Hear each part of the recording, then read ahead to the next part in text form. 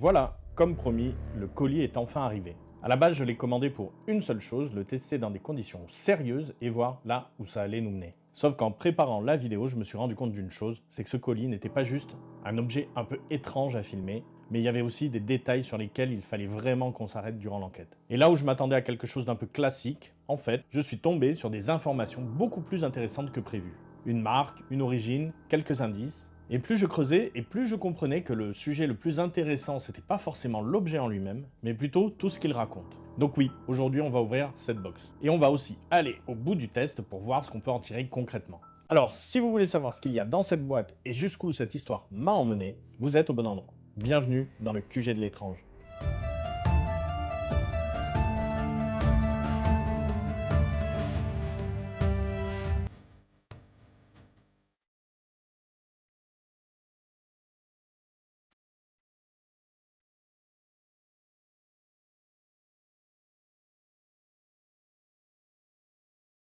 Je pense que vous vous souvenez de la dernière fois, j'avais acheté une box mystère sur internet contenant un objet hanté. Eh bien, ça y est, la box mystère vient d'arriver. Petit rappel, j'avais aussi également acheté un objet hanté un morceau de bois qui provenait de la maison d'Amityville, mais ça je ne l'ai pas encore reçu, donc je vous ferai une vidéo directement quand je l'aurai reçu. Donc, je n'ai pas encore du tout touché à ce colis, il est tel quel que comme il est arrivé, j'ai juste enlevé la partie où il y avait mon adresse dessus pour pas la liquer pendant cette vidéo. Déjà, on peut voir que le colis est plutôt en bon état et je ne vais pas vous faire attendre 10 ans, on va l'ouvrir tout de suite. Pour ça, j'ai un petit couteau qui me permet d'ouvrir tous mes colis, qui fonctionne vraiment excessivement bien.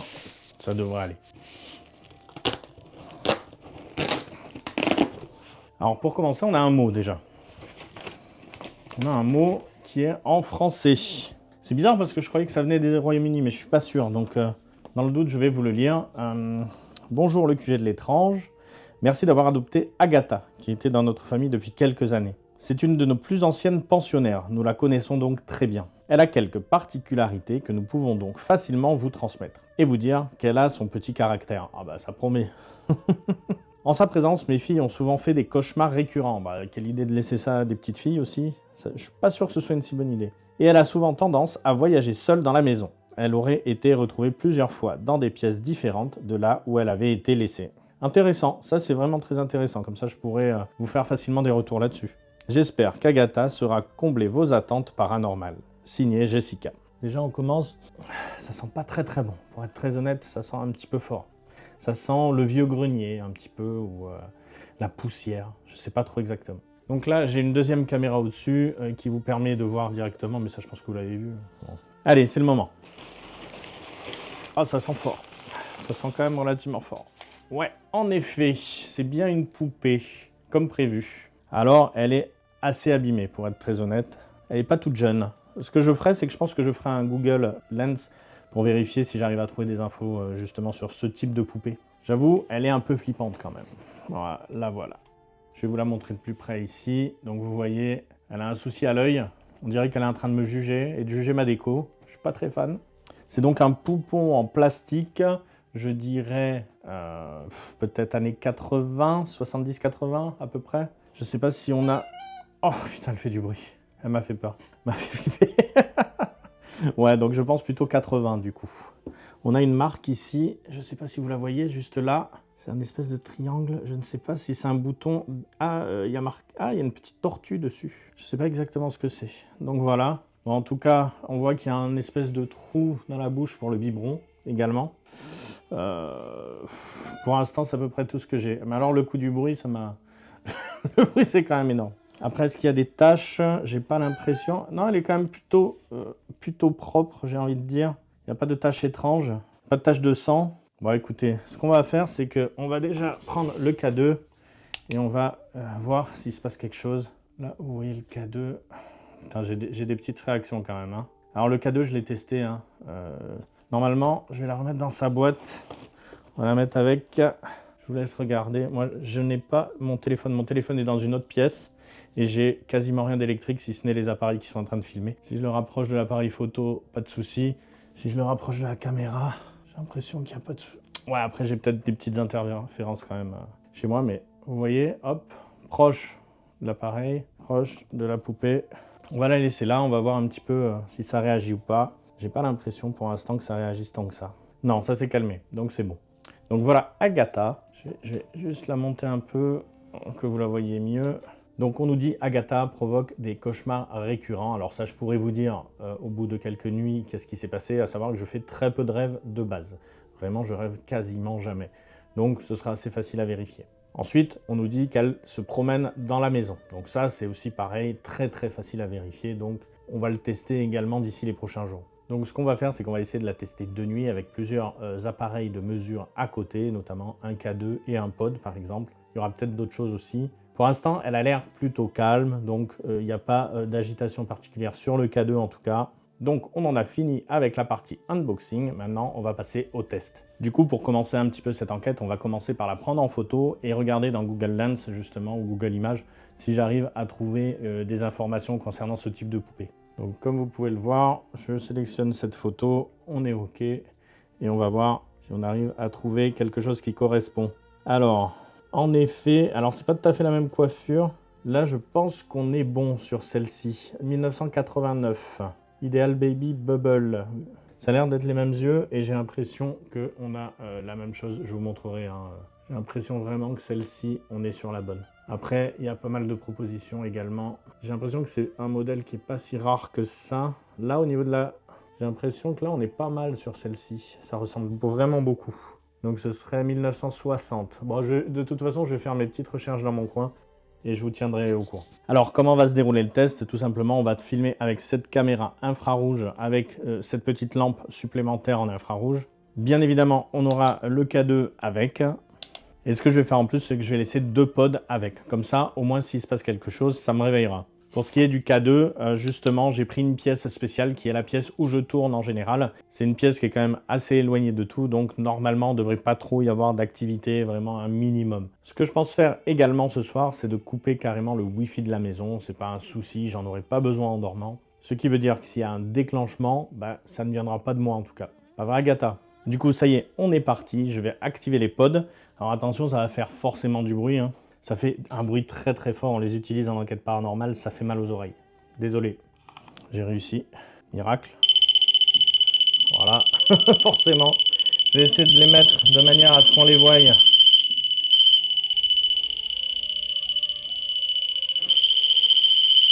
Ça leur plaît pas. Du calme, du calme, du calme, du calme, du calme, du calme.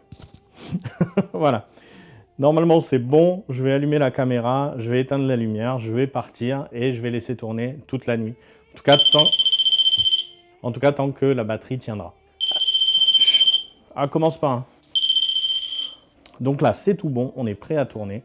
Agatha, bonne nuit. Essaye de pas venir nous déranger. Hein. Va pas promener trop dans la maison. On est en train de te filmer. Allez, bonne soirée et à demain.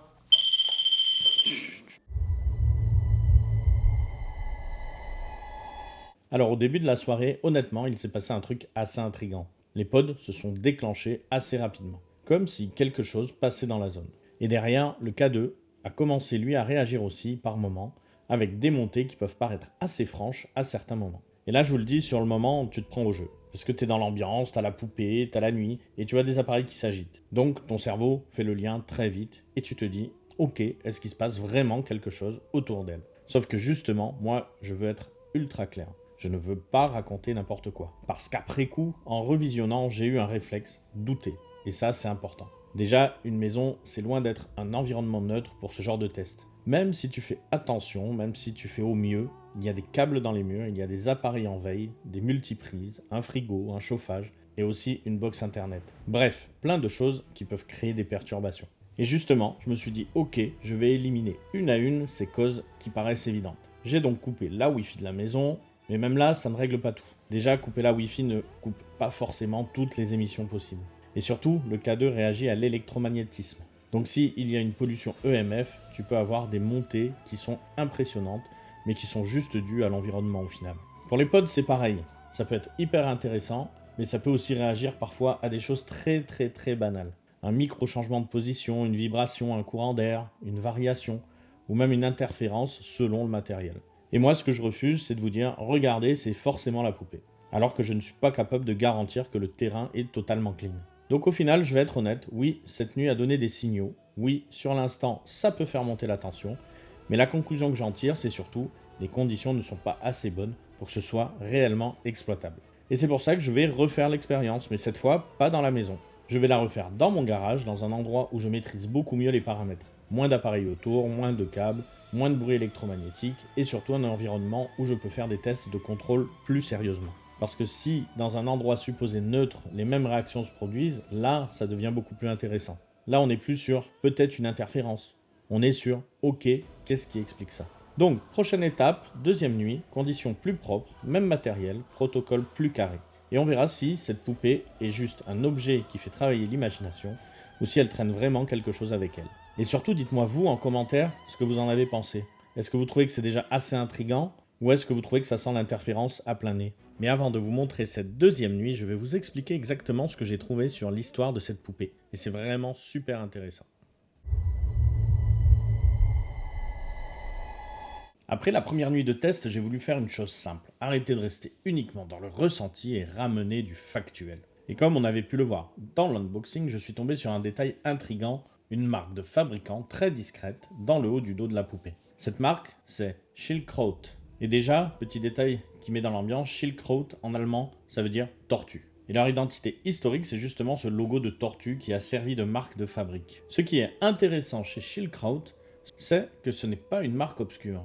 C'est un fabricant allemand historique, connu dans le monde de la poupée, au point d'être souvent présenté comme l'un des plus anciens fabricants, avec une production continue depuis la fin du 19e siècle. Donc là, tout de suite, ça change la perception. Je ne suis plus face à une poupée random, je suis face à un objet qui a une vraie identité et potentiellement une vraie histoire. Ensuite, je suis allé regarder comment ces poupées sont marquées en général, et souvent, chez Schildkröte, on retrouve la tortue dans une forme de losange et parfois des chiffres associés.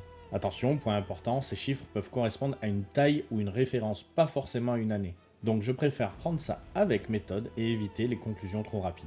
Et il y a un autre détail chez la mienne qui m'a sauté aux yeux, ce disque perforé dans le dos. Et ça, typiquement, c'est le genre de choses qu'on retrouve sur les poupées avec un système de voix ou de son. Ce qu'on appelle parfois en allemand une Stimme ou une Mama Stimme, selon les modèles. En gros, il s'agit d'un module interne qui peut faire du bruit quand on bouge ou quand on incline la poupée. Ce qui colle parfaitement avec ce que j'ai constaté. Quand je la bouge, elle fait bien du bruit. Donc là, la suite de mon enquête est simple. Je vais essayer d'identifier plus précisément le modèle, l'époque probable et surtout de comprendre exactement ce que signifie le marquage complet.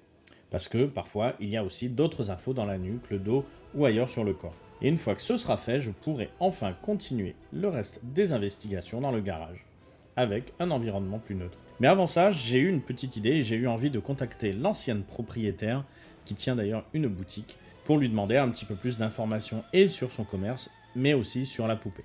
Et là, en effet, j'ai eu pas mal de surprises. Mais je vais vous raconter ça.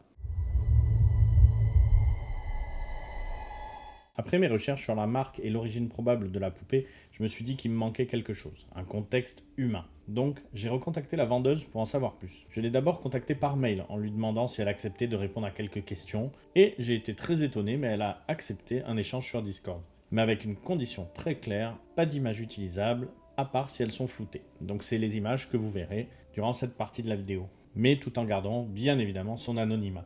Déjà, je lui ai demandé de m'expliquer ce qu'elle faisait exactement. Elle m'a dit que c'était une activité secondaire.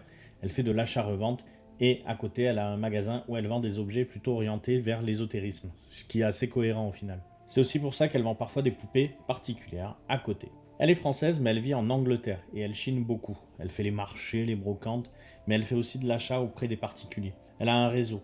Mais elle m'a aussi expliqué qu'il y avait pas mal de concurrence, donc ce n'était pas toujours simple d'avoir des informations complètes. Mais par contre, le point vraiment important, c'est qu'elle m'a expliqué qu'il y a énormément de concurrence dans ce marché, et donc que c'est pas toujours simple d'avoir des informations complètes sur l'origine des objets. Et ça, c'est vraiment un point important. Elle m'a dit qu'elle essaye, quand elle le peut, de récupérer des infos sur ce qu'elle appelle ses pensionnaires, mais que ce n'est pas toujours possible. Parfois, tu récupères un objet et tu n'as rien derrière. Pas de nom, pas d'histoire, pas de contexte, malheureusement. Sauf que là, pour cette poupée, Agatha, c'est très différent. Et elle m'a expliqué qu'elle la possède depuis plusieurs années et que l'histoire qu'elle m'a racontée est justement la raison pour laquelle j'ai reçu une lettre manuscrite avec le colis, ce qui est quand même assez extraordinaire. Selon elle, ce n'était pas juste un petit storytelling pour vendre, c'est lié à son vécu réel avec la poupée. D'après ce qu'elle m'a raconté, ces filles auraient vraiment beaucoup joué avec cette poupée pendant une période. Puis en grandissant, elles auraient peu à peu délaissé cette dernière, comme ça arrive avec plein d'autres jouets. Ensuite, je lui ai demandé pourquoi elle disait que cette poupée était à part. Et là, elle m'a décrit deux types de choses que je vais évidemment formuler au conditionnel parce que ça reste un témoignage. Premièrement, comme dans la lettre, elle m'a expliqué qu'à plusieurs reprises, quand ses filles dormaient à proximité, surtout au moment de la sieste l'après-midi, elles auraient fait des cauchemars. Pas constamment, pas tous les jours, mais suffisamment pour qu'elle le remarque. Deuxièmement, elle m'a raconté un détail plus troublant qu'elle avait déjà esquissé dans la lettre. Il leur serait arrivé, en fait, quelquefois, sur plusieurs années, de laisser la poupée dans le salon en partant, et en revenant, la poupée se serait retrouvée dans la chambre. Alors évidemment, dit comme ça, on se pose la question. Est-ce que c'est un souvenir reconstruit? Est-ce qu'il y a une explication toute simple? Est-ce que c'est quelqu'un qui l'a déplacé sans s'en rendre compte? Là, j'en sais rien. Mais c'est ce qu'elle m'a affirmé avoir constaté. Et je trouve ça vraiment très intéressant parce que justement, moi, ça me donne matière à enquêter. Donc voilà où j'en suis. J'ai d'un côté une poupée identifiable avec une marque connue, un mécanisme qui peut expliquer certains bruits, et de l'autre côté, un témoignage qui ajoute du contexte, mais qui bien sûr ne prouve rien à lui tout seul. Et c'est pour ça que la suite est essentielle. Je vais continuer l'expérience, mais dans un protocole beaucoup plus propre, pour voir si aujourd'hui, dans un environnement contrôlé, il se passe quelque chose de reproductible. Et là, on aura des éléments beaucoup plus solides à analyser.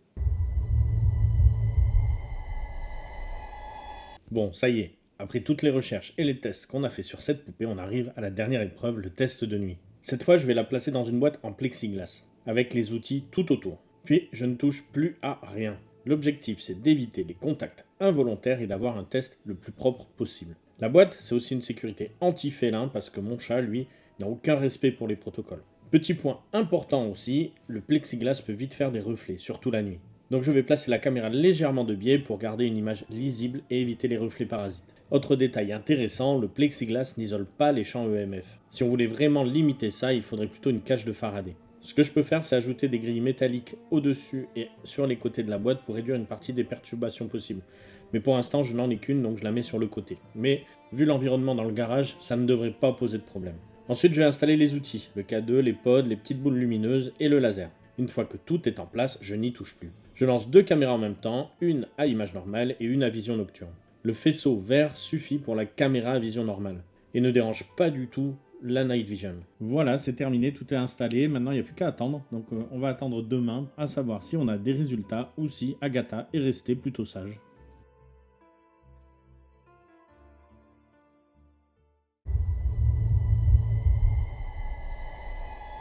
Bon, verdict, cette nuit, il ne s'est pas passé grand-chose. Sauf à 3h33 du matin où il s'est passé ça. Eh ben, rien du tout en fait. J'ai laissé tourner les caméras comme prévu, et concrètement, aucun déclenchement notable, aucun mouvement, aucune réaction qui sorte de l'ordinaire. Le K2 n'a pas affiché de variation particulière, les capteurs n'ont pas réagi, les petites boules lumineuses ne se sont pas allumées, et le laser n'a rien montré de spécial. Donc oui, c'est pas la partie la plus spectaculaire de la vidéo, mais honnêtement, c'est aussi pour moi un bon résultat. Pourquoi? Tout simplement parce que je sais que mon installation tient la route. J'ai réussi à isoler la boîte des ondes EMF de la maison, et malgré 1 ou 2 passages félins, il n'y a eu aucun mouvement ce soir-là. Et ça, c'est déjà un bon résultat en soi. Donc pour l'instant, RAS, et si je devais résumer, je dirais soit tout est parfaitement normal, soit même la poupée s'est dit qu'elle allait respecter le protocole. Mais dans tous les cas, moi ça me va. Et ce qui est cool avec ce format de test, c'est que justement il est reproduisible. Donc pour la suite, je vais continuer avec d'autres objets, mais dans les mêmes conditions. D'ailleurs, j'en ai déjà 2 que je vous garde comme surprise pour la prochaine vidéo. Et si jamais d'ailleurs vous avez des idées d'objets à tester, n'hésitez pas à me les mettre en commentaire. Voilà, cette vidéo est maintenant terminée, j'espère qu'elle vous a plu. Je vous laisse maintenant avec notre partenaire, Oli. En général, à la fin d'une enquête, on réalise toujours un espèce de petit rituel. Certains utilisent par exemple du sel ou de l'encens pour purifier, comme le Palo Santo par exemple. Sauf que moi, j'ai trouvé une méthode beaucoup plus sacrée, littéralement, dans cette boîte. Un truc qui s'appelle Oli. Oli, en anglais, ça veut dire sacré, ça tombe bien. En vrai, c'est super simple. Une portion, de l'eau, un shaker, tu mélanges le tout et ça te donne une super boisson rafraîchissante et surtout énergisante. C'est vraiment ça ma méthode de fin de tournage préférée. Alors ok, ça purifie peut-être pas les poupées, mais moi ça me permet de rester concentré durant toutes mes enquêtes. Donc si vous avez envie d'essayer et de soutenir la chaîne, n'hésitez pas à vous reporter au code qui est en description de cette vidéo. Encore un immense merci à Oli d'avoir soutenu cette vidéo, et je vous dis à bientôt dans le QG de l'étrange.